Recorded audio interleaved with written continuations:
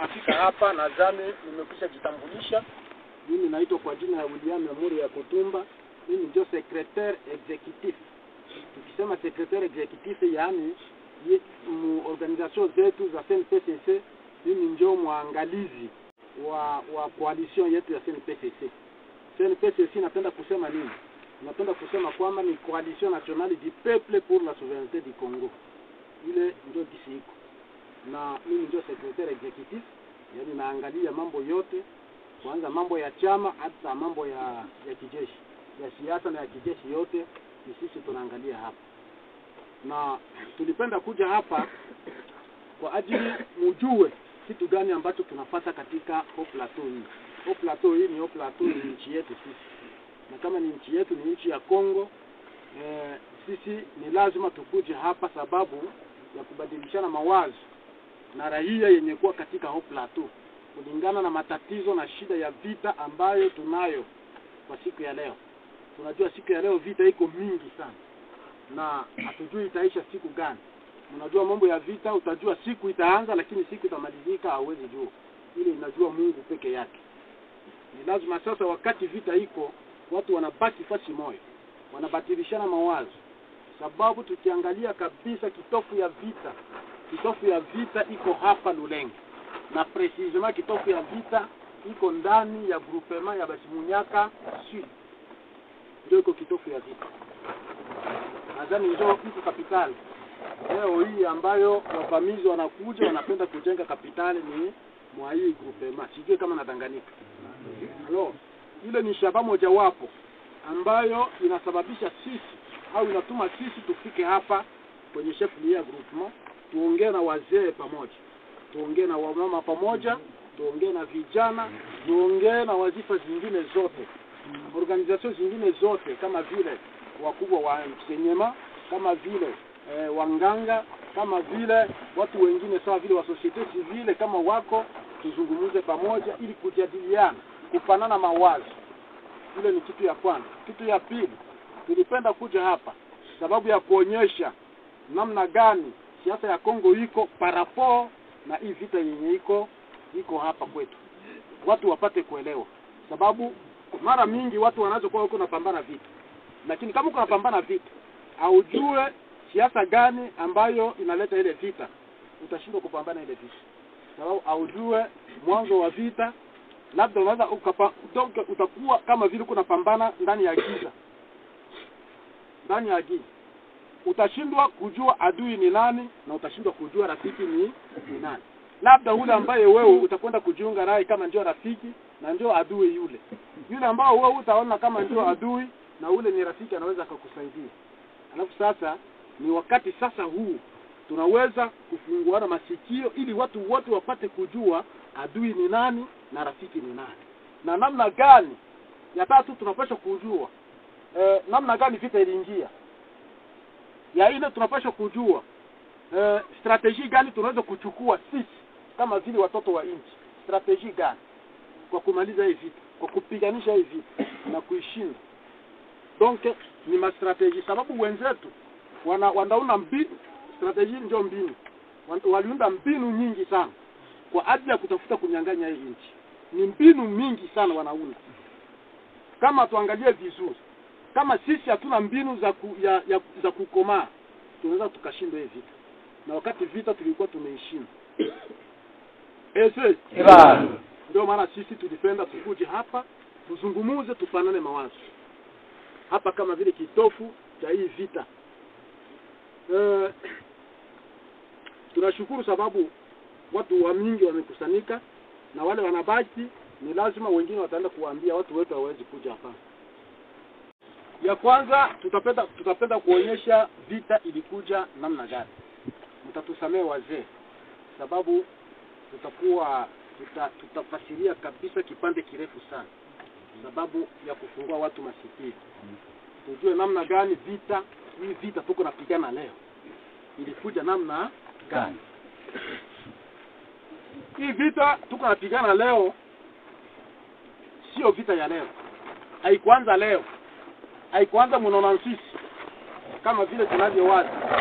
Hii vita ya leo tuko napigana sisi tunapigana vita ambavyo ilianza miaka ya nyuma sana. Vita inaanza mwaka 1916 bure.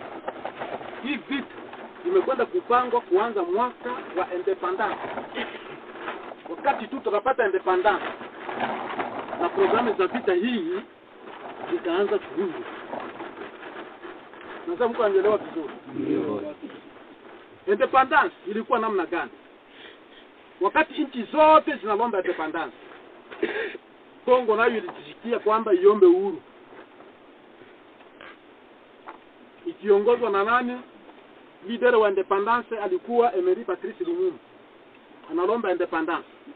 Na wakati analomba independence kwa Beleji, kama vile walikuwa watu wanatutawala, huyo bwana alipata matatizo sana. Matatizo makubwa. Sababu Belgique haikuwa inapenda kuachia watu kabisa independence mbele ya wakati. Kulingana na nini? Kulingana na kitu ambacho walikwenda kuona mashariki ya nchi, katika mashariki ya nchi. Hii ambayo tunaita Chaîne de Mont Mitumba. Nadhani njoo hapa tunapatikana leo. Chaîne de Mont Mitumba inaanza Tanganyika. Nord ya Tanganyika, donc province ya Tanganyika. Ndio tunaita Kalemi kule. Inapanda, inakamata Manyema yote, inakamata hapa tuko kusidi Kivu, inakamata Nord Kivu, inakamata Ituri. Ile tunaita ni Chaîne ya Mont Mitumba. Ndani ya Chaîne de Mont Mitumba, baada ya vita ya pili ya ulimwengu, guerre ya 40-45, baada ya hiyo vita, wale tunaita wa expert wa CEE, yani wataalamu wa CEE. CEE maana yake Communauté Économique Européenne. Wale watu walikuja kufika katika nchi ya Kongo. Wakati walifika katika nchi ya Kongo, walifanya prospection, yani utafiti wa madini. Na katika utafiti wa madini waliofanya, walikwenda kugundua kwamba mashariki ya Kongo, mwa Chaîne ya Mont Mitumba, walikwenda kusema kama ni skandali geologique. Yani walikwenda kugundua mali nyingi. Mali zingine walikwenda kuona, walikwenda kukuta aziko kwenye orodha ya mali yenye kuwa ulimwenguni. Ile yenye kuwa kule tunaitaka ku tableau de Mendelès. Kule watu walifanya shimi, wanajua ile tableau inadefinir minerais zote zenye kuwa ndani ya ardhi. Lakini sasa wakati wale expert walifanya ile prospection, walikwenda kukuta kwamba kuko mali zingine ambazo haziko. Wakasema kwamba hapa hii tunaita ni skandali geologique. Hii eneo, yani kuko minerais za mingi sana zenye haziwezi kufasiriwa. Na ile baada ya kuona kama kuko minerais za mingi, wa Belgique, parce que siège ya CEE ni Belgique, ilikuwa Belgique. Ile tunaita CEE juu iligeuka kuwa leo Union Européenne. Donc wakakwenda kuona kwamba hatutawapa independence wale watu. Il faut exploiter ile eneo tu, tuendelee kuexploiter. Lakini sasa wakati walitafuta kufanya ile, basi Lumumba analomba independence. Wakati analomba independence, wakamumenase sana na kukataa kabisa kwamba hawatatupatia independence. Na wakati Lumumba aliforce, ikaleta shida sana. Hata watu waliwahi kuuawa Kinshasa. Wakapigwa masase, wakakufa. Polisi ya Belgique ikaua watu pale Kinshasa. Watu wakakufa martyrs de l'indépendance. Lakini ONU haikujizuia. ONU ilifika kudeklari kasema Belgique unapashwa kuacha ile inchi kupatia watoto ya inchi uhuru, sababu wanadeklari uhuru wao. Basi Belgique aliprometa independence na tukapata independence 1960. Belgique alitoka Kongo kwa shingo upande. Wazee walikutaniwa, labda sisi tulikuwa bado kuzaliwa. Wanajua ile kama Belgique walikwenda abakwenda na furaha. Na wakati walikwenda kule, ilibidi wende waone sasa mataifa makubwa ya ulimwengu. Ile mataifa ambayo iliwalazimisha wao watoke katika ardhi ya Kongo. Wakaenda kuona zile taifa kubwa za ulimwengu tunazijua. Ni taifa ambazo zenye kuwa leo mu Conseil de Sécurité ya Nations Unies. Zile taifa iko ba Etats-Unis, iko ba France, iko ba Angleterre, Allemagne na zingine. Basi wakati walikwenda kuwaona, wakawaambia kwamba sisi kama tulikataa kutoka kule, tulikuwa nakataa kutoka kule ni kwa sababu katika nchi hile tumekwenda kugundua kama mko mali nyingi sana tena sana. Na wakati tunaacha ile nchi, tayari siasa ya Kongo imeanza kuelekea mkono wa kushoto. Yaani inaanza kuelekea kuwa socialisti na wakomunisti. Na ile nchi ikiingia mikono ya wasocialisti na wakomunisti, sisi wa imperialiste tutapoteza ile nchi. Na ile nchi iko mali mingi. Ulimwenguni nchi inaonekana kama iko na mali mingi na utajiri mwingi.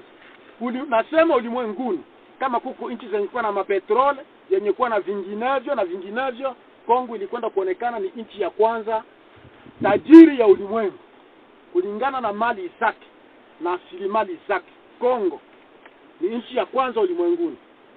Alafu sasa ikiwa ile nchi imekwenda uchumi wa ile nchi unaingia mikononi mwa wale wa socialiste, basi sisi tunapata magumu, sisi wa imperialiste.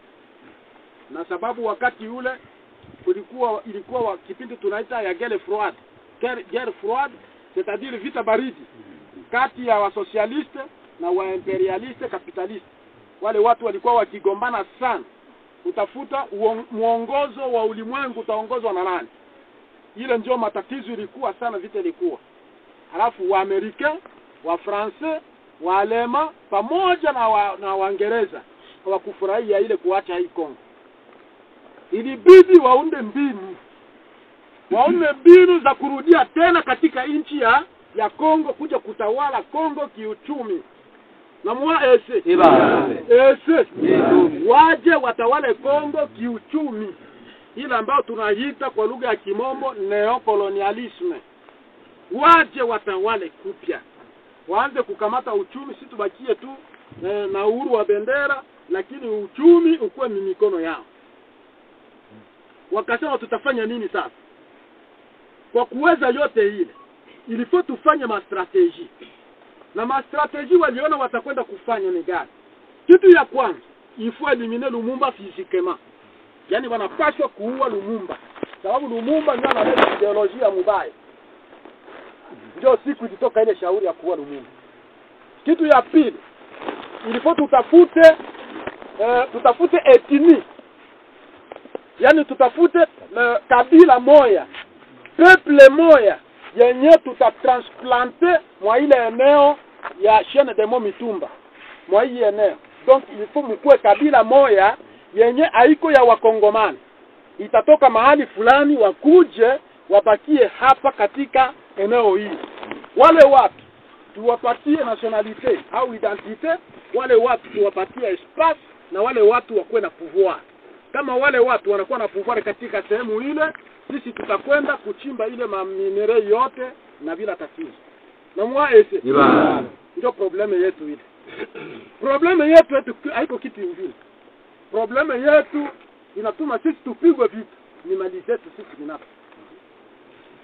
Mali zetu zenye kupatikana hapa ndio zinatuma sisi tupigwe vita.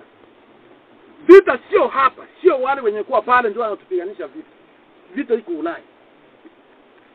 Vita inatoka Ulaya. Ile vita inatoka Ulaya ndio ile inaandaa pale, wale iko sawa vile watumishi wanafanya kazi.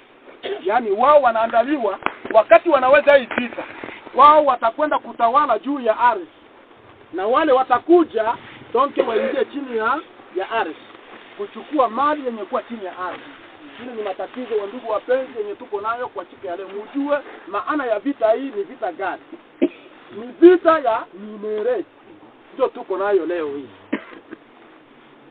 Na kulingana na strategy au mbinu zile ambazo walipenda kuzifanya kwa kutafuta namna gani watakwenda kukamata hii nchi kiuchumi, waliingia wakatengeneza siasa yao, wakapeleka huku Kongo, wakatumikisha wakongomani wenyewe kwa kuua ndugu yao. Wakongomani wenyewe wakaandaa bwana Mobutu, wakaandaa Moise Chombe, wakaandaa na Kasavubu sababu ya kuua Lumumba. Lumumba akakufa. Lumumba alikufa kwa siasa ilitoka Ulaya na ndugu yake ndio walimuuzisha. Na wakati alikufa basi historia yake ikaishia pale. Wakaendelea na mbinu zao. Katika kuendelea na mbinu zao, tutafanya nini tena? Watakwenda sasa ifo baingie mfazi ya pili ya kutafuta namna gani watapandikiza watu kabila ingine ya kutoka mbali ikuje wabakie hapa. Waliuliza Belgique, tutakwenda wapi kwa kutafuta watu? Belgique akasema, mimi natoka Kongo. Ilieta Kongo kuna wakimbizi ambao walitoka Rwanda. Walikimbia vita ya Kigeri 5. Wale watu walikimbia pale Rwanda mwaka wa 1900 kwanza 56, 57, 58 hadi 59. Hao watu wanaingia vita. Kura ya kwanza ilikuwa ya wale Watusi. Walikuja kunjia ya kuja kuchunga nyama za ule mzee pale, ule mtu wa societe pale alikuwa pale. Nadhani mnamfahamu. Wale walikwenda kuchukuliwa kule, waje wamsaidie namna ya kuchunga zile nyama sababu ni wao wazoefu. Alafu hao walikuja nyuma, walikimbia vita mwaka huu ambao mimi nazungumza hapa. Walifika wapi? Walifika Mplene de la Ruzizi. Wanakimbia kama vile wengine watu wote wanakimbia. Na sisi pia tulikimbia hapa, tulienda Tanzania. Tulipokelewa kama vile wakimbizi. Tukatiliwa katika makambi pale. Kulikuwa karibuni kambi 3 pale. Rugufu A, Rugufu D na Nyarugusu zilikuwa pale. Na wao pia walitiliwa katika kambi 3 pale. Walitiliwa katika kambi ya Remera. Walitiliwa katika kambi ya Gatobo. Walitiliwa katika kambi ya Murenge. Fasi 3 wakatiliwa pale.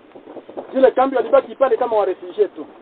Sisi tuko na dokima, wakati wa independence inafika, wazungu wanakimbia wanaenda kwao. Walete wanawaandikia kama nyinyi wa Nyarwanda ambao mlikimbia vita, mtu wa refugee ku Kongo, msiingie katika siasa ya Kongo. Tunapenda kuambia siku vita itaisha, sisi tutavita kwenu itaisha, tutakuja kuwachukua na tuwarudishe kwenu. Ile dokima tuko nayo marshive za kwetu. Tuko nayo ile dokima yenye iko sinye na ACR. Au commissariat de Nations Unies pour les réfugiés. Ndio wale hata wanasinye ile dokima wakabaachia. Alors, wakati wale watu waliingia mwa ile Mplene de la Ruzizi, walizagazagaa kuja wanakulisha nyama zao. Wengine wakakuwa wachungaji kule, wakaendelea kusaidia ule mzee Rika kule. Lakini sasa wakati ule watu walikimbia vita, nyama zilizagaa, zikabakia hazina mchungaji. Tunajua kwamba nyama nyingi zenye kuwa hapa ambazo wao wale wakakwenda kuzichukua kama vile zao. Nyama za Rika wakazichukua. Hizi ngombe za mingi wapo nao pale. Ni ngombe ambazo ziliacha ule mzee Rika. Pale. Nadhani tunafahamu vile. Basi wale watu wakaendelea kubakia hapa. Sisi hatuna habari, tunajua kwamba wale watu ni wakimbizi. Tuliwalinda vizuri, tunabaki na wao vizuri. Lakini sasa kitu tunapenda kusema ni nini? Wakati Lumumba amekwisha kufa, wale watu wakati Belgique anawaambia kwamba na hata Watusi kule, wale watu walitoka Rwanda, tukiwaandaa wale wanaweza kutusaidia kumiliki ile sehemu. Na kama wanamiliki ile sehemu, sisi tutakwenda kwa exploiter baada ya wao kutawala pale. Wakaanza kumonte mbinu ya kutafuta namna gani sasa watatafuta mtu muhimu ambao watasaidia kuingiza kitu wanaita diktature ndani ya nchi ya Kongo. Katika diktature hile, ule mtu wa mtumikisha pasipo yeye kujua, bali mtumikisha ndugu Mobutu. Wakamkamata, wakafanya nguvu afanye remise et reprise na bwana Kasavubu. Kasavubu hakumfanya coup d'etat, Kasavubu alifanya remise et reprise.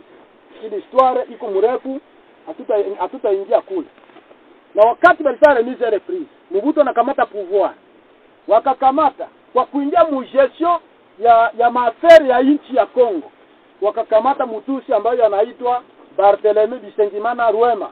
wakamutia pale kama vile directeur wa cabinet, ndio baba yake ya huyu mwenye iko wa polisi kule Kinshasa leo, wakamutia pale directeur de cabinet Bisengimana Rwema. En 1965 wanamupa ile nafasi, wanaambia Mobutu, huyu ni technocrate, alafu yatakusaidia namna ya kufanya kazi mzuri, ubakie naye. Akaanza tumika naye ule mtu.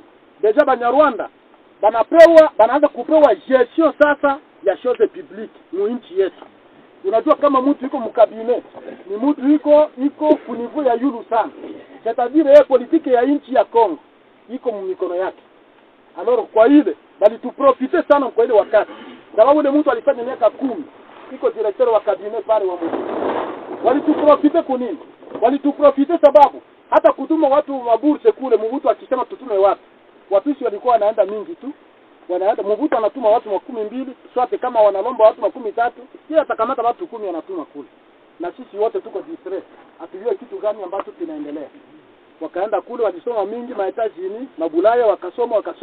Wengi miongoni mwao walibakia kuma organization za kabambi za Nations Unies. Wengine wako mupinide, wengine wako kuma banke mondiale, wengine wako kuma FMI, nafasi mingi tu, hata kuma ACR. Wa mingi wako kule.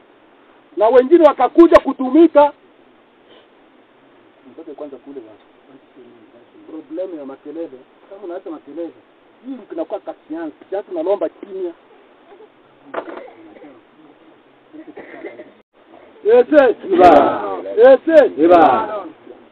Bon alors, tunaweza sema kama wakati wale watu walianza kubatuma kule, banafanya masomo, banafanya bingine, wanakuja, wengine wakatumika mu masosiete za kabambi hata huku kwetu Kongo. Waliingia mu majekamine, wakaingia kuma miba nafasi zingine kule.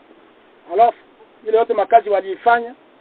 Donc wakasoma mingi, na baada ya hapo ilifika karibuni miaka 14 mu année 75. Mu année 75 ule mtu alifika wakati ya fe manda yake, donc mu retraite ya kwake ule Bisengimana Rwema. Aliweza kuomba Mobutu kado. Akamwambia kado nipe, Mobutu nipe kado. Kado gani atampatia? Mobutu akasema no, wewe uko kameme uko retraite na unapaswa kupata madekonti finali za kwako. Hakuna kitu kingine sijui nitakupatia nini. Akasema no, mimi naomba tu kitu kimoja, unaweza nisaidia. Kama vile mtumishi wako nilikutumikia kazi mingi. Donc nisaidia watusi wote wenye kuwa Mkongo wapate nationalité d'origine. Ndio kitu alimulomba Mobutu. Nadhani mwafuata pale. Puisque yeye yuko prepare sababu ya ile. Kama aliingizwa pale ni sababu ya ile. Yaani anapenda kusema anakwenda kulomba kwa Mobutu apatie uraia watusi wote wenye kuwa mashariki ya Kongo. Wapewe ile tunaita nationalité d'origine. Sans tarder Mobutu kama kuelewa kitu akakwenda kufanya ordonnance présidentielle. Hapana décret loi ya kutoka ku ministère hapa. Ordonnance présidentielle yake yeye peke. Akasema kwamba désormais batusi bote walikuwa mashariki, telema confiance alikuwa nayo kwa wale mtu. Alipenda mfurahishe kabisa.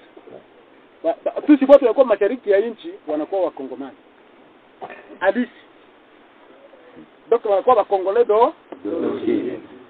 Alipromulgué ile depuis 1975. Mobutu akatangaza hivi. Sasa Mobutu à un certain moment, mwa ile miaka tu akapata watu walimujia. Akapata Français moja, rafiki yake akakuja. Akamwambia kwamba unaona Mobutu kitu unafanya iko mzuri tu kupata nationalité, lakini kitu kitakwambia nationalité d'origine haikuwa kinapewa watu en bloc.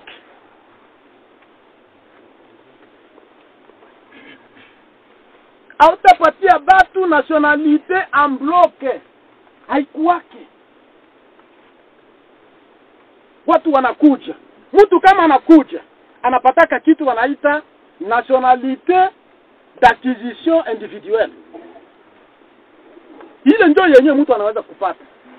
Lakini kama unapatia mtu nationalité d'origine, iko réservé automatiquement Nationalité d'origine iko réservé automatiquement kwa watoto wa inchi wa ile inchi.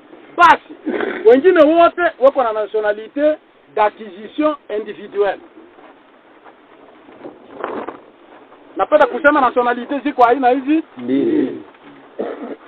D'origine na nationalité d'acquisition individuelle. Ndio mbili. Hapa ni uraia tunakuwa nasema kila mtu anakuja na mimi nakuwa raia wa Kongo na mimi nakuwa mkongomani. Iko na nani zake. Watu wabaki kwanza, tupange kwanza watu mchana. Naona wazee wa Igomba wanafika hapa, wazee wa fasi zingine. Waziana mwende mkamate ba briki kule na zile vimabaa kule. Tunatia briki mbili mnatia na baa juu. Kabisa. Eba. Tungano. Aje. Mtu anabapa ina anapatia yule mtu nationality.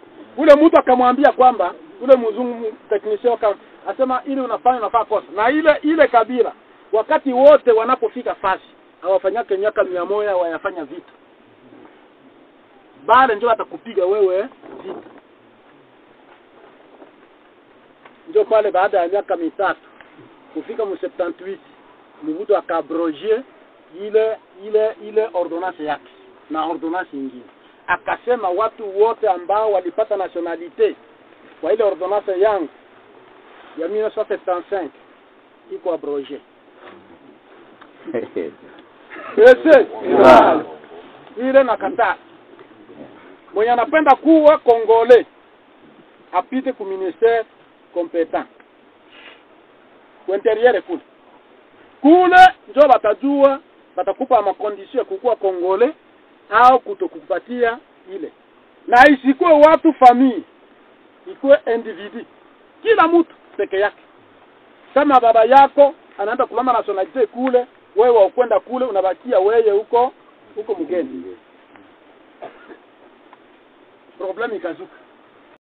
Batusi bakaandika document, bakapeleka kwa Nations Unies. Bakasema wakati ya Bisengimana tulipewa nationalité, lakini leo Mobutu anaretire ile ordonnance yake. Mtu semee bakabaita. Mimi napenda kusema kama ni groupe ya imperialiste. Imperialiste tunamuita en d'autres termes tunamuita prédateur. Prédateur ni iko ndege moja hivi.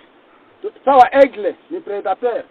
Mtu anakuyaka tu bu na kuzora na kuwela. Unaona? Njoo enjwe. Bale. C'est-à-dire wao wanakujaka kazi yao wale watu wale wa imperialist. Kazi yao inakuyaka kuzola mali ya inchi na kubeba na kuacha inchi maskini. Kwa abapendaki maendeleo mwingine inchi. Ndio groupe ndio block ya wale watu. Bale batu bakasema hivi, bakaambia batusi. Asema vita inapiganiwa mufaze nyingi. Unaweza pigana muvita mufaze economique, unaweza pigana vita mufaze culturelle, unaweza pigana vita mufaze militaire, unaweza pigana vita mufaze politique, tu. Bakawaambia vita. Lakini sisi tunasema hivi. Phase politique yenye sisi tuliprepare pour que mupate nationalité. Tunaona inaeshue. Tuingie sasa mufaze militaire. Mufaze militaire ndio vita. Il faut tu préparer vita, mutapata ile nationalité kumtuto wa bunduki. Ndio vile mulisikia vita ya Banyamulenge wakati wanabahoji wanasema sisi tunapigana vita sababu tupate nationalité kumtuto wa bunduki. Balikuwa nasema vita. Mwanzo tu wa vita. Walianza geuza pale nyuma, pale songa mbele. Walianza geuza pale nyuma tena ni vita vya ukombozi. Lakini ni vita vya kutafuta uraia wao. Kule wakati walizungumuza kule, wanawaambia waprepare namna gani ya kufanya vita. Ni pale sasa waliangalia nchi gani wataandaa Watusi kwa kuja kuvamia nchi ya Kongo. Nchi gani wataandaa Watusi? Wakaangalia Burundi inatawaliwa na Mutusi. Rwanda inatawaliwa na Muhutu. Uganda inatawaliwa na Muhutu. Alepoke. Wakaangalia sema hapa. tutafute hii Uganda kwanza hii. Hii Uganda tutafute kubadili madaraka. Madaraka itoke kwa Muhutu itawaliwe na Mtusi. Wakati watu wanakokotana ijamini dada natoka, unaingia watu wanaingia kavuyo kule, politiki na inayumba yumba, ba Yusufu Lure, ba Obote na wengine wako nafia madaraka, bakakwenda kuprofiter pale kutia Yoweri Museveni dans les années 81. Banatia Yoweri Museveni pale. Wakati wanatia ndio Yoweri Museveni Kaguta ndio Mtusi bakamutia pale. Hapo kumutia pale, bakaangalia wakasema tutafanya nyingine kitu gani. Burundi iko Muhutu, iko Mtusi. Rwanda inakuwa Mtusi. Inabakia hapa ni Rwanda ndio inabakia na Muhutu hapo. Ilifo sasa tuangalie namna gani kwa kuingia Kongo. Ilifo base arrière iko mwinchi hizi tatu. Base arrière ikuwe Uganda, ikuwe Rwanda na ikuwe Burundi. Nadhani pale tutapata facility ya kuingia. Ndio pale muliona baliangalia baada ya kufanya mafunzo sana kuwa vijana pale, bakapita batoto kuingia Uganda kufanya mafunzo pale. Hapa bote hapa baliingia kule kufanya mafunzo kule. Mapromotion ilitoka pale. Bakasema ifo tuatake kwanza Rwanda, tutoshe huyu. Ndio bakaanza kutante Rwanda. Hata Kongo Mobutu alifanya ramforo pale Rwanda.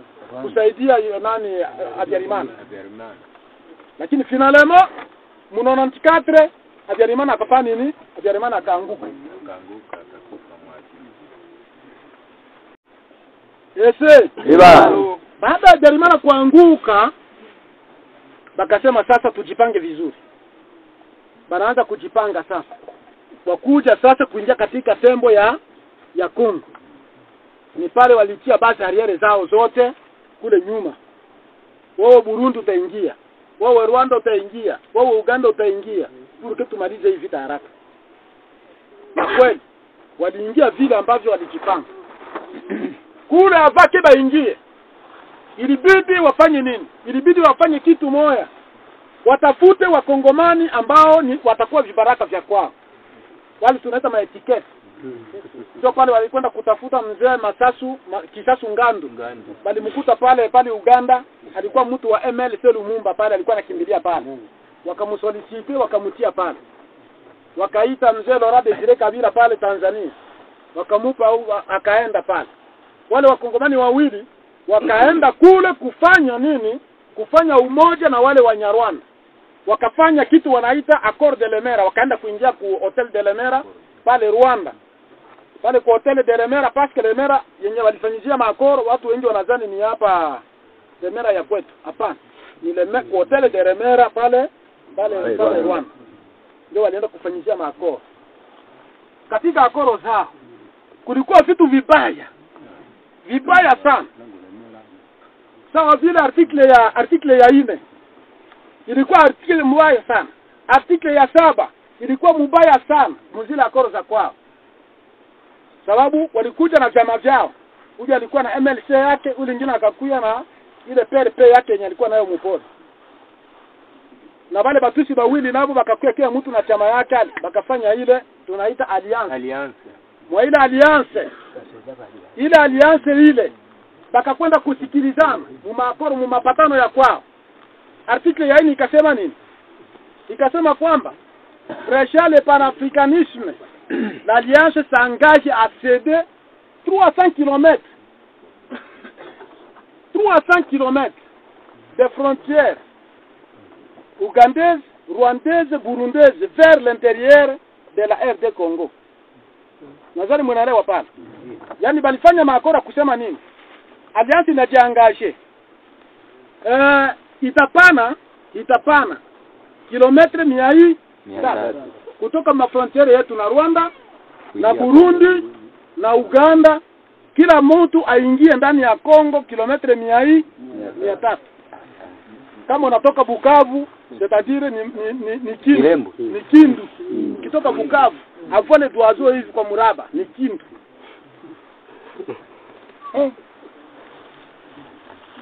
Bakapatana ile.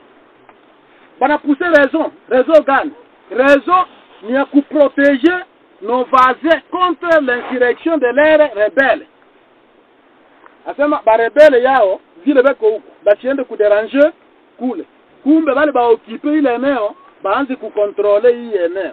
Kama ukiangalia mzuri ile eneo njoo ile shene de Mitumba yenyewe nawaambia hapa. Kwanza Ituri mpaka kufika kule. Barundi walikuwa nakamata mpaka Kalemi, Kabimba yote ile Simantala ilikuwa sous contrôle ya kwao. Njoo vile walikamata vile. Alors bakasikilizana ile article ya 4. Article ya 7 ya mubaya sana ingine. Inasema nini? Inasema kwamba la nationalité congolaise sera accordée collectivement aux camarades de Banyamulenge et aux autres ethnies qui ont quitté le Rwanda avant la date de l'indépendance. Sio kama unaelewa vizuri. Uraia wa Kongomani utapewa benzetu Banyamulenge pamoja na kabila zingine ambazo zilitoka Rwanda mbele ya date ya 1960. Sawa, waliingia hapa mbele ile date. C'est-à-dire wale watu automatiquement wanakuwa ba Kongomani. Ile akoro bakasikizana kule. Muzila akoro walisikizana kule. Bakasema twende na vita. Itakuwa un peu rapide. Bakakuja na vita.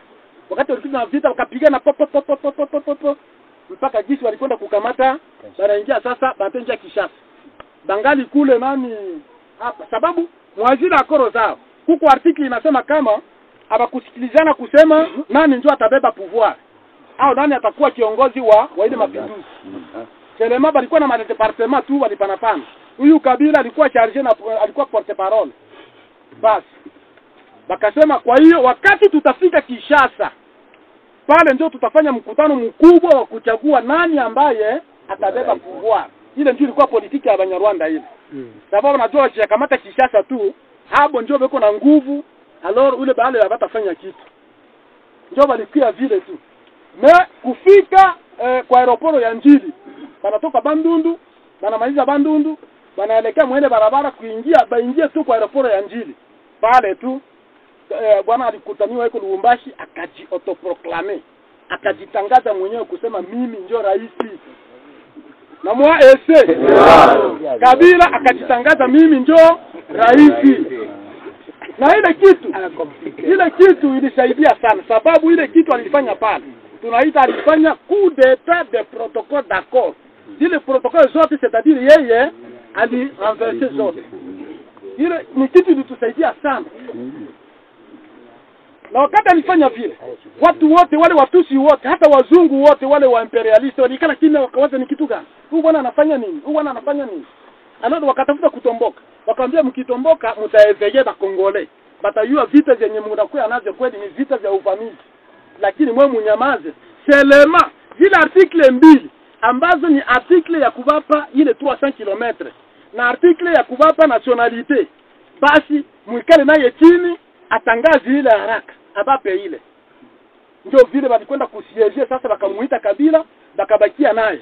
Bakamuuliza Kabila tufanye nini? Angalia kisu nafanya. Una viole makoro yetu. Hatukupatana vile. Kabila akasema niliona vurugu inaweza ingia muinchi. Kwa hiyo inchi inaisha kamata. Tutafanya nini sasa? Bakamwambia ilifo sasa usinye sasa. Usinye utangaze kusema kwamba sisi tunakuwa raia ya hii inchi. Na utangaze kama zile kilometre waanze kupatia wale wengine zile kilometre zile ile eneo. Sasa Kabila akajibu. Majibu ya Kabila ndio ilizusha shida na makelele na fujo. Kabila akajibu akasema ikiwa mnasema vile sawa mimi niko Mkongomani kama vile Wakongomani wengine. Kusema ni vape nationalité. Haiko mimi napaswa kuvapa nationalité. Nationalité mnapaswa kupewa wakati tunakwenda kuunda bunge. Bunge ndio inakuwaka erige loi, inafanya sheria. Na baada ya kufanya ile sheria ndio itatangazwa na mimi hapa. Lakini kusema mimi ni vape ile, mimi siko juu ya sheria. Ile mnapaswa kujua vile. Ya pili mnasema ni vape ile 300 km. Ile 300 km tulikuwa tunasikilizana nini? Tulisikilizana kama ni facture ya wale wa mercenaires, wa Rwanda, wa Burundi, wa exploiter pendant 15 ans. sababu wanasaidia kazi ya sisi kukamata inchi. Lakini chose drone naenda kukuta wakati tuko muvita mulipie systematiquement inchi, na wakati mnapie inchi na batia maskini na izine yote hakuna tena, nyingine abiko inchi na batia maskini. Donc mercenaire kwa karapie inchi anatungaka wa mulipe. Kwa hiyo mmekusha jilipa wenyewe, mimi sina kitu tena nitawapa. Ndio mwa ese. Ile ndio majibu Kabila ni wajibu. Wakakuwa complètement déçus. So tulikuwa tunasikilizana nini? Tulisikilizana kama ni facture ya wale wa mercenaires wa Rwanda wa Burundi wa exploiter pendant 15 ans. Sababu wanasaidia kazi ya sisi kukamata inchi. Lakini chose drone naenda kukuta wakati tuko muvita mulipie systematiquement inchi, na wakati mnapie inchi na batia maskini na izine yote hakuna tena, nyingine abiko inchi na batia maskini. Donc mercenaire kwa karapie inchi anatungaka wa mulipe. Kwa hiyo mmekusha jilipa wenyewe, mimi sina kitu tena nitawapa. Ndio mwa ese. Ile ndio majibu Kabila ni wajibu. Wakakuwa complètement déçus. Ndio maana muliona wakaanza kutafuta mbinu wamuue Kabila. Kama Kabila alituma watu huku kutafuta wao wa Tonkba ba mai na wengine bado msaidie kule, ndio pala anatuma wa Hermoso na wengine wanakuja huku kutafuta namna gani ya kupata watu wataenda kusekirize kule. Wakaenda, na baada ya kwenda akatafuta pale la XFAL donke arme ya Mobutu wenye walikimbilia mumainchi jirani kama vile Brazzaville, walikimbilia Angola, walikimbilia Centrafrique. Akawaita mkuje tujenge jeshi la Kongo. Wakakuja akawapeleka kuma centre de formation bapati ideologie pale Kitona. Wakati aliwapeleka Kitona, kule Kitona walifanya 6 mois wanapata formation kule. Lakini cha ajabu wakati walitoka akawapeleka katika nchi yote, tukaanza kuona wasoda wa Kongomani kuliko na kuona wasoda wa wale wa Wanyarwanda. Wakakuja huku kote, wakakuja fasi nyingi, Goma, wapi na wapi. Sasa Kabila akadeklare kusema kwamba wageni wote wanapaswa warudie kwao. Ndio vile alisema. Wanyarwanda wote, wa Burundi wote na wa Uganda wote, kila watu wakuje Mirago warudie kwao. Na wakati alisema ile neno ikaharibu mambo. Watu wote walitoka. Mimi napenda kuwauliza kama wako Mkongomani. Akusema Munyamulenge aende. Akusema vipi? Na akutaja mtu. Lakini alisema Banyarwanda wote bafanya nini? Bye. Azariasa alifunga mizigo alienda. Hizi makalamoto alifunga mizigo akaenda. Wengine wakafunga mizigo akaenda. Wote wakaenda.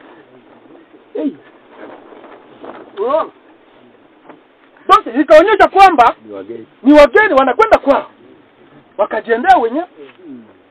Na wakati walikwenda kule, lakini kufika kule wakaingiza siasa Goma, hapa wakaingiza siasa.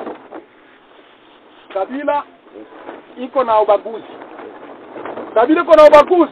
Kabila anakwenda kupatia watu kwanza $100 analipa mwe wa soda. Lakini sisi tulikuwa tunapanga $400 kwa soda moja. Zile 300 ziko naenda wapi? Iko na baiba franga zenu. Sisi kama tunakamata pouvoir tutawapa zile franga. Ya pili Kabila iko na ubaguzi. Iko na kamata banduku yake, ndio anapatia mafonction yote, madepartement yote. Makabila ingine hakuna. Kwa ile de raison, tulance operation kubwa kufukuza Kabila. Wanakwenda kuunda kitu chenye inaitwa RCD. Pamoja na waondekane na ba mzee nani yule kutoka Dar es Salaam, mwalimu Wamba Diawamba na wengine na ba artist zaidi Ngoma. Tupige tena ule bwana. Bakafanya operation retour. Kwanza kupiga. Na hapa Kongomani betu benya bana akili. Ndio bana batushi banatuitaka jina moya kuini visoda vya FRDC. Wanalitaka bichuchu. Manake yani bichumbe chumbe. Yani bimvuli tu. Sasa bila kivuli kipata na akili. Kwenye mtu anaenda nacho tunaenda tunafuata kule. Donc bakabafanya ile ndio bakabaita ile jina. Alafu watu yetu kule bakakubali kule kusema twende na operation ile. Bakakuwa na operation, bakapigana sana na baada ya kupigana sana faida nyuma ilikuwa nini? Baada ya kupigana sana, lakini sasa watu bakaresiste. Watoto ya nchi wakasema hapa hivi nani force ya Kongo imekatana kupigania nchi yetu, sisi tusimame wima. Kweli ilisaidia sana, sababu watoto wa nchi walipambana mpaka kwa nguvu zao za mwisho. Walisema neno moja ambayo walikwenda kuubisha, walikwenda kusahau kule mbele tulikwenda. Walikwenda sema neno moja, sema kama tutamalizika sisi wote tumalizike. Si ndio hivi? Kama watu bande baitwa bote iba. Sasa ndio ile tulisema. Na kweli watu wakapigana sana. Na watu wakakufa. Watu walikufa. Lakini sasa hili lilisaidia, sababu RCD ilikosa nguvu ya kushuka kwenda Kinshasa, sababu ilikuwa obligé mu este kila fasi kutia base. Sababu ilikuwa nafanya pale penye abiko wako. Watu yetu wanaenda anguka pale wanaokipe. Bakakuwa obligé kutia base kila fasi, wakati RCD sio wote tungali hapa, bamingi bangali hapa wajiona ile. Sasa hivi. Na ndio maana balikosa sasa force gani yenye itakwenda Kinshasa kwenda kutosha ule bwana kule. Rezo ingine ilituma basifie Kinshasa, Zimbabwe, Angola na Bibi. Akabaita bakamsaidia kule. Ndio balisaidia kupiga sana kule, kupiga force ilikuwa prepare Goma kwenda kufanya atterrissage force kule Kitona, wakapigwa, wakazambaratika, wakakuwa kumalizikia munani mu aeroport ya Njili kule. Bamai balikuwa kule nabo, bamzee Kabutenge na bengine bangoma, bakabamaliza bote, mambo ikaishia pale. Kule vile ikaisha. Nikaonekana kwamba hakuna jinsi. Vita inakwama. Vita ilikuwa prepare kwa miezi miwili tu wakamata Kinshasa. Lakini vita inakamata mwaka. Vita wakamata mwaka feno na nef. Bale watu tena. Kama tunasema oni, hiyo mtu kasema oni. Hakuna tofauti na oni na bale watu bale ba mwizi. Bale ba imperialiste, bale ba capitaliste. Donc oni ndio chombo chao walikwenda kuunda sababu ya kutumikisha. Kwa kuvunja nguvu za zingine nchi zetu. Ndio ile oni. Wakatumikisha akili. Oni kaita watu. Wakasema no. Tusimamishe vita. Unaona kama wanashindwa tena, sababu baliambia Angola achana na ile vita. Tunapenda tumutoshe huyu. Zimbabwe achana na ile. Ndio maana walichukia yule mzee Robert Mugabe sana. Robert Mugabe na nani akasema si hatutaacha. Kwa hiyo tunajua Watusi wakikamata Kongo, ili avec uchumi wa Kongo, si hapa hatuna kitu. Batakamata na hapa pote. Utawala wao. Hatutaacha. Angola nayo akakataa. Halo, inashindikana. Kwa hiyo ile vita inashindikana, tutafanyaje? Tuite wale watu sasa tufanye vita vya kisiasa, turudie tena kumeza, tufanye vita vya kisiasa tena. Tena banarudia kwa ile mawazo ya mbele. Sababu nawaambia kwamba saa moja vita ya siasa inakuwa mbaya sana kushinda vita ya risasi.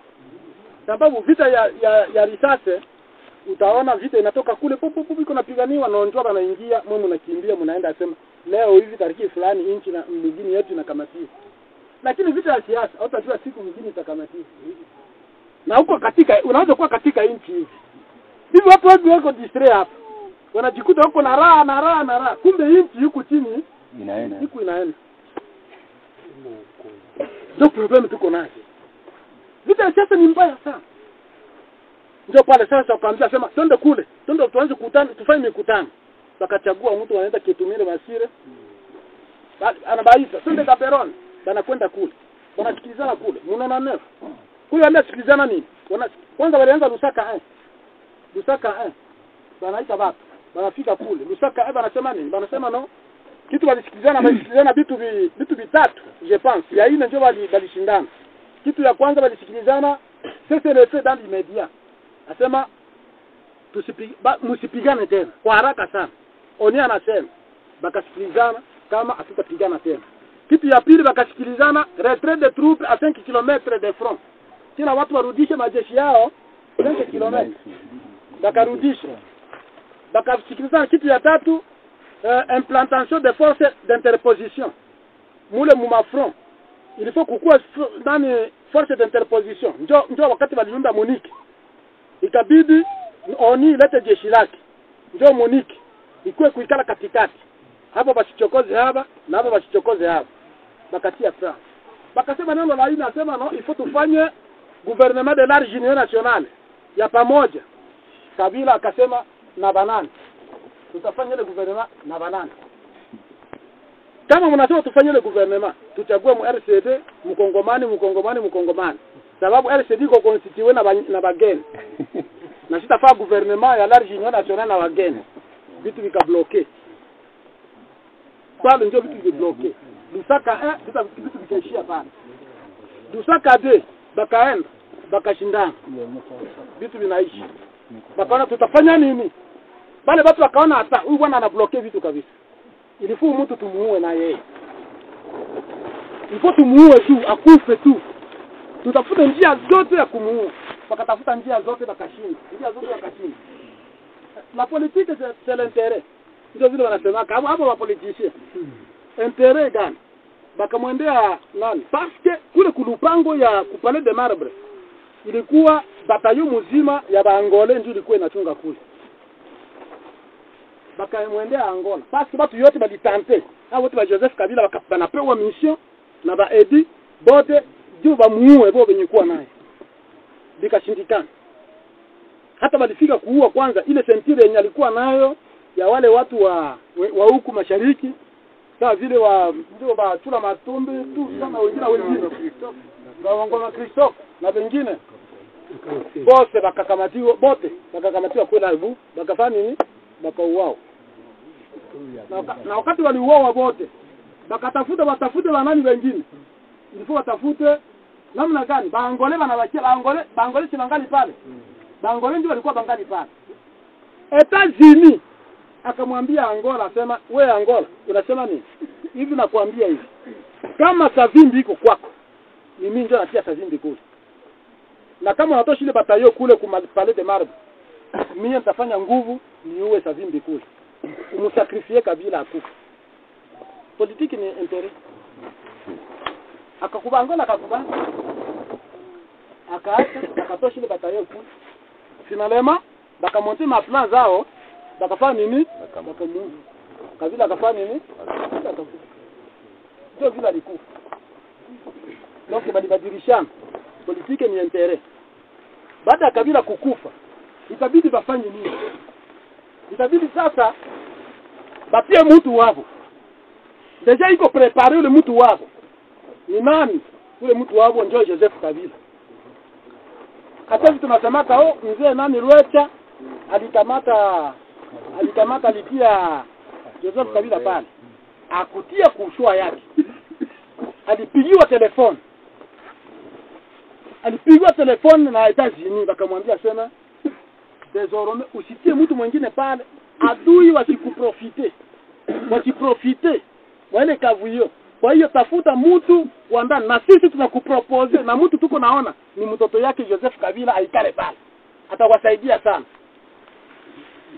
mkuu akakuwa politiki yake ilikuwa ya mfupi mkuu akakubali akamtia Joseph Kabila pale kumbe anatia nyoka yenye inadaliwa Une semaine après, Joseph Kabila iko ku pouvoir.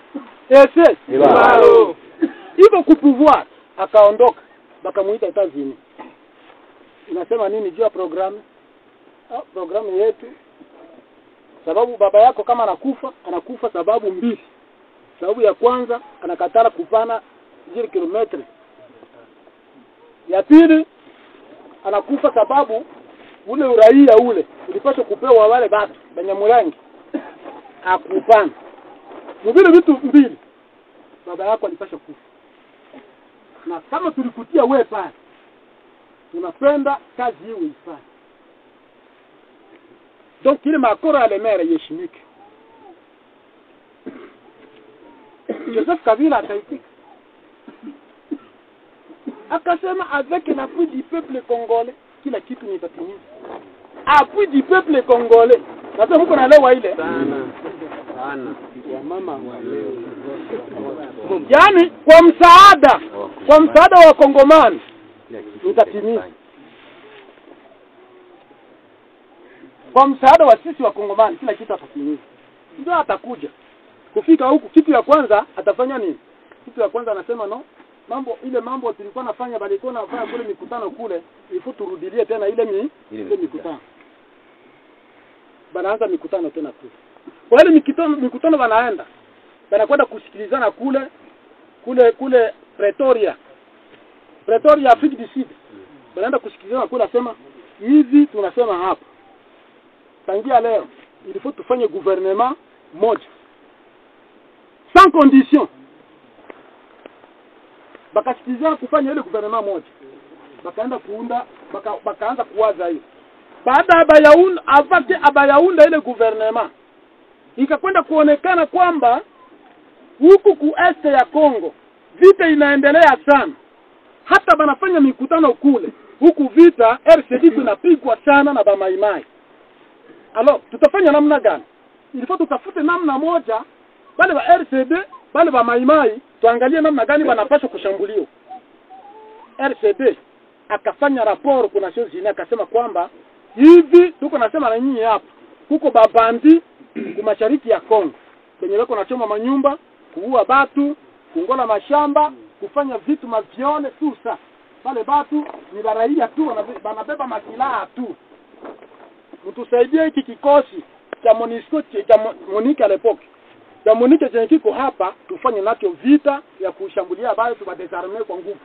Tubanyanganye mabunduki kwa nguvu. Si ndio sio tutatanganywa mabunduki? Alors pale kwa kunyanganywa mabunduki, ule kuna Nations Unies, ku Conseil de sécurité ya Nations Unies, ilibidi basiege ile jambo. Wakati banasiege ile jambo, ikaonekana kwamba haitawezekana Nations Unies iparticiper ku désarmement forcé ya basivile au moment où ku désarmer par force itakwenda kuleta ingine mauaji. Donc itaonekana kwamba Nations Unies nayo inakontribue kwa kuua population, na wanasema ni population ilikuwa na maarmi. Kwa hiyo tutume watu kule bende baangalie bamenema ankete kule. Ndio pale batatuma watu. Mzungu mmoja akajitolea. Ule mzungu jina lake wanaita Monsieur Raphael. Ni journaliste belge, na yuko anatumika kwa Nations Unies. Ule mtu akakuja, akakubali kuja huku. Wengine wote balikatala, yeye akasema mimi nitaenda kule. Nende nijue kitu gani kinatoa watu wapigane kule. Wakati anakuja, anapita pale la Tanzania. Anapia Kigoma. Wakati anafika pale, anatafuta mtu wa teritoria ya pili. Bakakwenda kuona mtu wanaita Isa Pompo. Isa Pompo ni kijana moja umubashini ange pale Baraka. Luangela. Ule mtu bakamuitiliza akasema no, ilifo tunapenda utupeleke tu juste kwa bwana dunia. Tunaona bwana dunia, twende Kilembwe, tunaona bengine ba mai na tufike fasi yote iko sous contrôle ba mai tupite, tuyue le pourquoi ya ba mai kupigana vita. Ndio vile balikuya naye mpaka fasi banaita deja ile inakuwa mutemi le banaita fasi banafika fasi banaita Kisoko. Hapana, Mwayenga.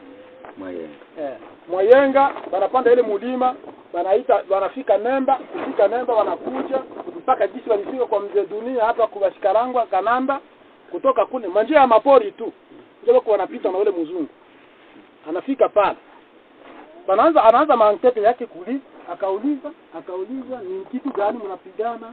Sasa tunapigana sababu tunavamiwa na banani asema na Banyarwanda. Banyarwanda wanakuja kusaidia RCD. Hawakukuja huku sababu ya kubanyanganya nchi. Asema hapana. Wanakuja beko hapa huku mlima beko huko. Bakasema siku mnasema labda ni Banyamulenge, asema no, si atuyo Banyamulenge, sisi tunayua Banyarwanda. Bote ni Banyarwanda. Sio pale mzungu alishangaa. Anauliza Banyarwanda, tunataka Banyarwanda juu ya nini? Na sisi tunajua wale ni Wakongomani. Akasema wale ni Banyarwanda. Bali ni watu balikuja bakimbizi ba vita. bakaonyesha bale ni watu tunajua tuko na mapreve. Asa mulete mapreve ya kuonyesha. S'il vous plaît, balionyesha mapreve. Bakaonyesha document yenye inaitwa Basile Zaire. Kalikuwa kitabu kadogo kazere hivi. Kako na drapeau na flambeau hivi. Ya moto hivi. Kale ka kitabu kana définir 450 tribus ya Congo. Bakaonyesha sema muhesabie kule muangalie Banyamulenge kama beko mule. Bakaangalia zile tribus zote kuangalia hivi Banyamulenge akuwake. Lakini mu territoire zote za Sud Kivu hamuna ile jina haiko hapo. Katiba yetu, constitution yetu, constitution ya Mobutu ilikuwa pale. Mimi à l'époque nilikuwa komanda kompani, mwende wakati. Balifika Lulimba pale. Tulibatoshea document ile constitution ya Mobutu ambayo inasema mu article yake ya 10. Ilikuwa inasema iko considéré congolais d'origine. Mtu mwenye ya etini yake iliingia mu Republique Democratique ya Congo na kuokipe ile espace mwa ile wakati mwa ile inchi avant la date de 1885, date de partage de l'Afrique.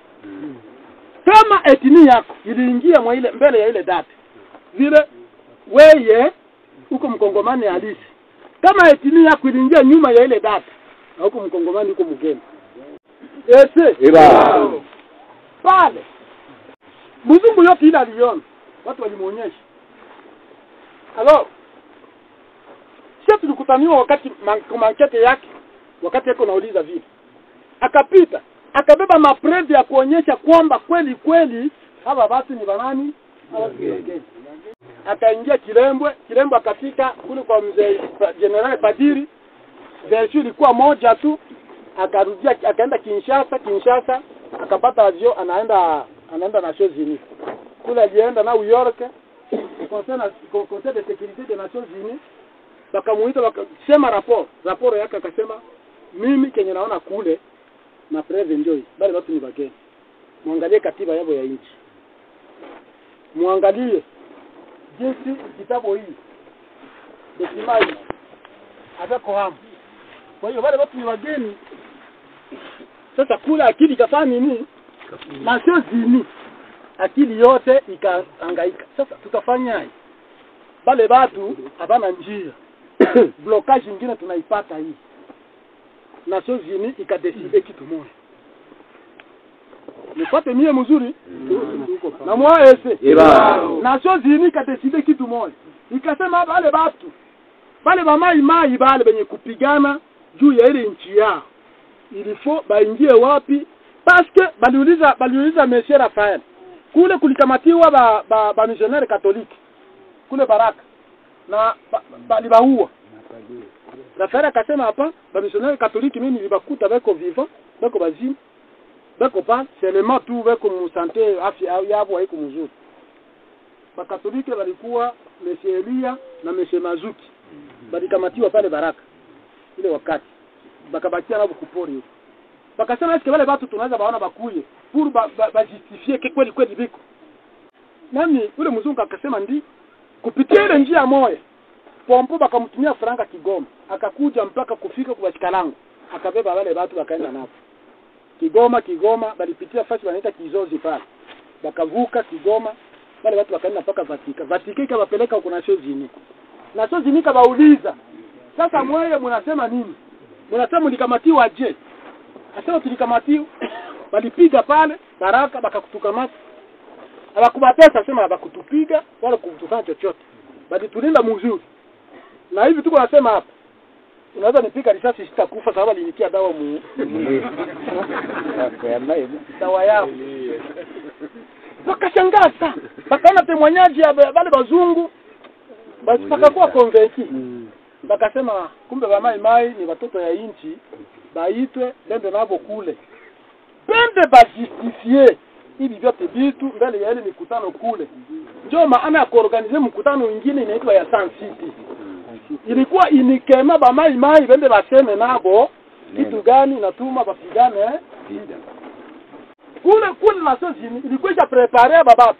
Ikiwa wanakataliwa kweli kule kumikutano, abeku bakongomani ilifua wafanye nini? Batosho batawatusia email zingine zenyewe watawakana. Ndio jinsi ilikuwa. Sisi tukapata invitation ya Nations Unies. Ikakuja kutombe mkono ya madoa Sokole Hermos. Ilikuwa deja iko kule Kazimia. Akaita watu sana kuna pia invitation na Nations Unies aba mai bende ku conference sensitive. So utakuwa watu wakwenda kule. Watu wakachaguliwa. Watu walichaguliwa tu bakutosha tu, watu walikuwa karibu watu 12 hivi. Sababu kule ku sekta ya Tanganyika kule huyu Abongera na mzee mmoja wa pale Dueva pale ndio walikuwa wanachaguliwa kwenda. Abongera huyu alikuwa chef de secteur, nadhani mnamjua. Nani hapa Uvira kulichaguliwa Lenge Fundi na Krome walipaswa kwenda kule. Pale Baraka kulichaguliwa Matelo Wangela. Matelo Wangela ni kama ni Mulenga pale Kalunja pale. Na nani mwingine ule? Na Fumbele. Kama unajua Fumbele ni wafasi gani? Basi nyange na haya. Ndio ule. Kwa shefu pale Baraka kulichaguliwa ule alikuwa chef de secteur nani? Ebinda wa Kirongo. Unaweza ni rapele, unajua ile wewe wale watu wanaenda kule. Ebinda wa Kirongo. Kule ngambo za Nganja kulichaguliwa shefu Nyange na shefu Mulerabampe. Huku Lulenge kulichaguliwa Kisala ndio alikuwa anachaguliwa. Selema walienda kufika kule Kazimia kule bakakokotana Kisala na Gomanya wakuelewana kule bakarudisha Kisala karudi. Shefu wa Bonga naye alikuwa miongoni. Shefu wa Bonga difficile alikuwa miongoni. Kule Kubabuyu walikamata shefu wa Misi kule. Alikuwa miongoni. Donc ekipe yote ilikuwa constituée kama nikikumbuka na watu 12 hivi. Bakabapeleka mpaka kufika Muriro. Bakaingia Mugoti pale Muriro wanaenda Lubumbashi Kinshasa kule kukakuwa potanage. Watu waliotumwa na wazee mbele. Kule kulikutaniwa Cosco. Kule kulikutaniwa mtu anaitwa Elias Mulungula, kijana wa hapa wa Banyindu hapa. Kule kulikutaniwa nani Ansere Mwenurungu. Kulikutaniwa watu karibuni 6-7 hivi. Wale watu kule wakajemponse wakasema sisi ndio tulitumwa huku mbele na wazee haitawezekana sisi nani tukose kwenda. Kabila Joseph akabakokota akabapa mawazo mubaya. Akasema muende kule. Ile ekipi inatoka kule ku village kule kwenu na kwa nyuma haitaenda. Na memo walikuwa nayo ya mzuri sana. Ile memo inasema nini? Ile memo iliandikiwa inasema kama mnapenda vita imalizike. Donc kitu ya kwanza wale Banyarwanda bakubali kama hapo ni Banyarwanda. Na ile jina Abunyamulengi bakubali ni bageni. Na ile jina Abunyamulengi fani nini? Ishi. Baito tu Banyarwanda. Naona vipi? Na control ya entité. Kila chef coutumier aanze kucontrôler entité yake sawa vile za zamani. Na kama hili linafanyika kule nyuma wakati ya makondisio nyingine na sisi tupate maposte, tupate vingine vinakuwa vya kule nyuma. Kama vile vinakubalika. Donc tunasema kama basi ikikubalika tu sisi tunamaliza vitu. Wale watu wanabeba ile document. Kufika kule Kabila akakamata wale watu walikutaniwa kule, wale bote akabatupa, akakamata wale walikutaniwa kule Kinshasa kule. Akawatia Murikwa pale, akawapeleka Sansi. Ile document baki. Kwa kwenye wale balienda. Kufika mkutano, mnakuja, mwe ndio banani ba mai. Mungu anapigana vita juu ya nini? Tunapigana vita sababu mweye mlifanya mikutano amkutemplike. Ndio tuliendelea na vita tu. Sasa hivi vita imeisha zamani. Sasa na mweye mnasema nini? Nasema no hivi tulishafika na sisi. Basi na sisi tunakubali vita ifanye nini? Sans condition. Ndio na mwa miomo. Hii tutasema miomo hii. Miomo kabisa. Haiko vile.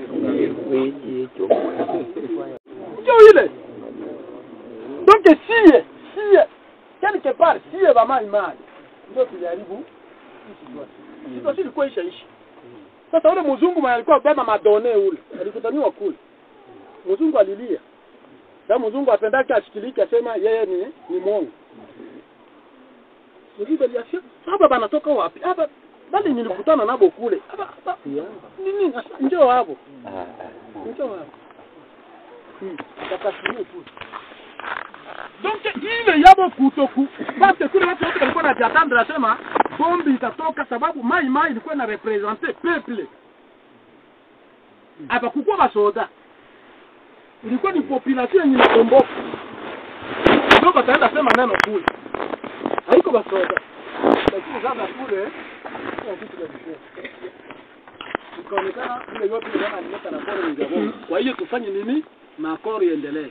Ndio kufanya makoro, vita inaisha, tuunde gouvernement ya la Union nationale de transition, tufanye vingine, bakaunda vile. Bakamaliza vile. Bakatoka kule. No. Kule tuliperdre kwanza tunaperdre inchi. Sababu sisi ndio tulikuwa nategemewa kule. Tuseme neno kubwa. Ya pili, tunapoteza kitu tunaita kota yetu. Puisque na sie tulikuwa nani ingine composante ingine. Sawa vile composante zingine. Sawa vile RCD, sawa vile composante ya gouvernement. Sasa sisi tukukua watu ya gouvernement. Tukaperdre ile kitu. Kule sie tukasema sie tunakuwa watu ya mumbavu ya gouvernement. Tukaitwa entité mai par rapport à kuitwa composante mai bakatuita entité mai yenye na dependre na composante ya gouvernement. Wakati tunafika Kinshasa watu wanarudia. Kufia Kinshasa itakuwa hii. Il faut batu baunde gouvernement ile ya transition. Bakaunda gouvernement, makoti kakabuliwa, bale benye walipata maposte yabo bakapata, ndio vile ikabuliwa na sisi tukapewa ile yetu tulipewa ile tunaita mkibembe ndio kusoroza sisi sio watoto wa chuvani tukapewa bule budogo bakakwenda kuunda ensemble nani parlement de transition itaundwa namna gani il faut tufanye cooptation tukopte watu hakuna wakati wa kusema tunafanya election tukopte watu yani kila watu RCD leta watu wote wanachagua bamwa bicho wanapeleka kule wewe nani MLC bakaleta watu wewe gouvernement bakaleta watu wengine bamai mulete watu bakaleta watu kukopte watu bakaeneza effectif ya watu kwa ensemble bakaunda ile ensemble tunajua ndio mwa ese Mungu leleza ngine yani unajua wakati walifanya ile ikabidi mission ya kwanza batapewa bale batu ba ensemble ile parlement chambre basse na chambre yote batapewa mission ya kwanza batapewa ni kufanya katiba kuunda constitution loi sheria ambayo ile gouvernement itatumika nayo wakati bataunda ile sheria zile article mbili zingine basomea hapa zilitoka kule kwa koro ya Lemera zikaingizwa nazo bakapewa baziingize ndani ya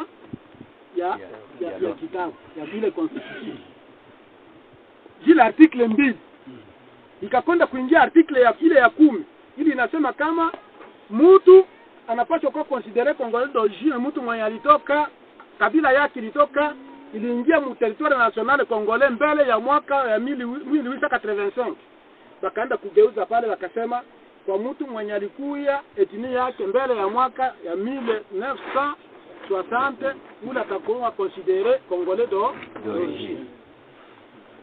Ile article ikakuwa 10e article mu constitution yetu ndio iko leo. C'est-à-dire quoi? Wale Banyarwanda balikuya mwa ile date ya masekantene banakuwa ba congolais d'origine.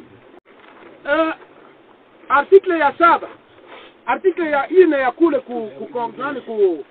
kulemera ili nasema kwamba banapaswa kupewa matrua 5 km huko si ndio vile sasa kule bataenda kusema nini kule bataenda kusema bataenda kuitia sasa ikuwa article 217e article wa hii constitution actuelle bataenda kuitia Mungu banasema nini banasema neno moja hapa. Banasema kama la République démocratique du Congo peut conclure les accords d'association ou de partenariat en cas de conflit, de céder une partie de sa souveraineté en vue de promouvoir l'unité africaine. Vous avez le français? C'est-à-dire,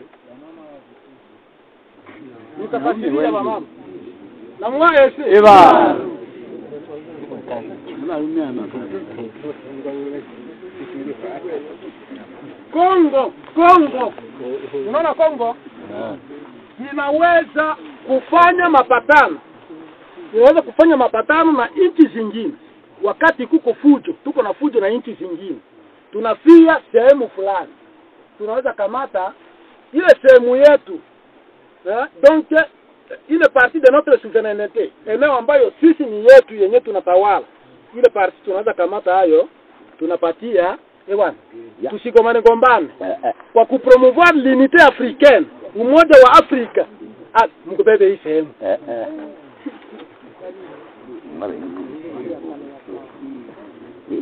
Unaona pale? Ile article ile iko ya nani kule ya ile kule, hapa inaingia article 218 article 217 article inaingia mu constitution yetu 217. Yani ni ila kusema tunaweza kupa saa Goma vile kuna kwa kama trouble, hata hapa matrouble hapa tunaweza kupana sema no basi ile parti ende hata Rwanda basi bakasikiliza nasema ikuwe vipi ile constitution na bingine biliingia ile constitution kafanya nini? Ile constitution kafunga hayo bakaileta paske kitu ambayo watu wanafanya na waweko wa elite du peuple, hawako wa elite du peuple, hawakuchaguliwa na raia wale watu wenye walifanya constitution. Constitution haiwezi kufanywa na watu wenye hawako wachaguliwa, watu waliteuliwa na raia. Kama wanafanya kitu wale watu, wanapaswa kuandika kule projet de constitution. Bakaandika kule projet de constitution. Ingali projet. Il faut baipeleke kuraia, baipigie kura. Ndio tunaitaka referendum constitutionnel. Yaani sisi raia sasa huku tuipigie kura kama kweli vile walifanya kwa jina letu na sisi hatukuwachagua biko sawa au kama habiko sawa. Ndio referendum. Ile referendum ikakuya huku. Silikuya huku. Tukakuya uliziwa huku. Sasa mnasema nini? Oui ou non? Mkubali ndio itumike au isitumike. Iko sawa haiko sawa. Tukasema nini? Oui. Ndio na mwani yomo.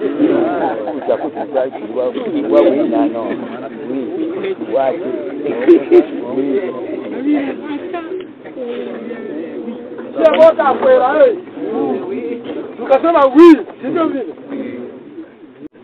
Panasemaka mon peuple périt par manque de connaissances. Batu abakuyu. Et les docteurs, et les licenciés, batu yote walikuwa puru kusema ile constitution iko sawa. Mtu mmoja alifika, Kabila anafika Bukavu. Kufika Bukavu mwele wakati tia makampani. Mtu mwana muuliza, "Mon chef de l'État, tufanye nini kuna kwa constitution?" Wanasema tu vote oui ou non. Asema sasa wewe unapenda nini? Kama unapenda fujo uvote oui. Kama unapenda amani uvote, kama unapenda fujo uvote non. Kama unapenda amani uvote oui.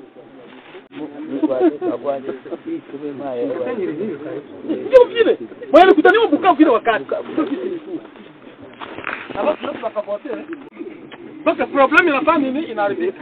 Watu kitu nitawaambia ni hiki. Kongo batu abako former politiquement. Peuple inapaswa kuwa former kisiasa. Kama peuple haiko former kisiasa, ni matatizo. Batakunyanganya kitu kwa mikono yako hivi. Tanzania haiwezi kuwa. Bali Tanzania pale kani kainchi kana. Na wako former politiquement. Na kitu inatukosea hapa ni kitu ambayo tunaita kuko kitu moya masomo moya wanafunzaka batu tunaita na donc l'idéologie du pays. idéologie du pays, c'est tout un cours. Donc ni cours mzima inafunzwa watu idéologie du pays. Sasa masomo tuko nasoma sisi. Unaona mtu anamaliza madoktora na idéologie du pays hana naye. Bale benye balitukolonize, balitufiche ile kitu. Sasa kuma pays ya Moyen-Orient, bale kuma pays ya nani ya ba socialiste. Ile kitu banajifunza hiyo sana na baendelea kufunza watu sana. Kama hauna na ile, basi ile kitu inafunza watu kitu vitu mbili. Inafunza watu savoir comment aimer son pays. Mtu unaweza penda nchi yako namna gani? Inafunza mtu savoir gérer son pays. Donc la bonne gouvernance. Sasa sisi hatukufunzwa hivi. Ni masomo tu tunaita masomo ya lugha. Tunaanza ma français mingi lakini siasa ndani yake hamna. Ndio kitu nasumbua Kongo. Na juu ya ile tuko na risk ya kunyanganyiwa nchi yetu yote. Tuko na risk. Watu wengi wajue ile. Ile kitu inaanza paka. Tunaanza kuvotea Banyarwanda wanakuwa Bakongomani. Kitu hiyo tulisema kama tutakufa tukufe. Si ndio vile? Kunjia risasi lakini kunjia siasa sawa tunakipana. Tunaanguka. Bane. Vile beko pale kama ulisikia Zare sasa alipoze candidature akuwe president wa republique. C'est parce que tulimupa ile uwezo anakuwa mkongomani halisi. Sababu mwenye yuko mkongomani halisi hawezi kupostuler kuwa president de la republique. Hawezi nani postuler kuwa député. Voire même gouverneur. Kama mkongomani halisi. Bale batu leo bakapozi bila anakuwa anajitapatapa tu kwa mkongomani halisi. Mais moi ile article ile inasema il faut bale batu bakuwe na espace. Kama unaitwa mkongomani halisi uliingia mwa hii mwaka. Sasa ukuwe na espace yako. Il faut sasa watafute nini? Watafute ile espace. Iba confirmer kama kweli ni vile. Ndio hiyo espace sasa wanakuwa wanajitafutia. Sasa wewe unataka papa nationalité d'origine. Sasa utabanyima espace tena. Tuvaachie sasa espace. Unaona sasa? Sisi peke tunajifunga luka kama tutajinyonga wenyewe. Utakuta siasa. Ile inabakia pale. Naona majira Mungu atafanya vyake. Sasa ile yote problemu iko pale.